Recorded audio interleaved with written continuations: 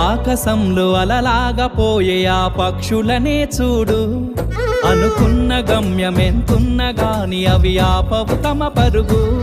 నీ చుట్టూ ఉన్న ప్రతి ఒక్కటి లక్ష్యంతో బతుకుతుంది, అది పట్టే వరకు గురి పెట్టునురా తమ శక్తి పెట్టుబడిని. రాదురా ఏ విజయం నీ కోసం నా కోసం, ఎటుపోదురా నువ్వు చేసిన కష్టం ఎప్పటికైనా సొంతం.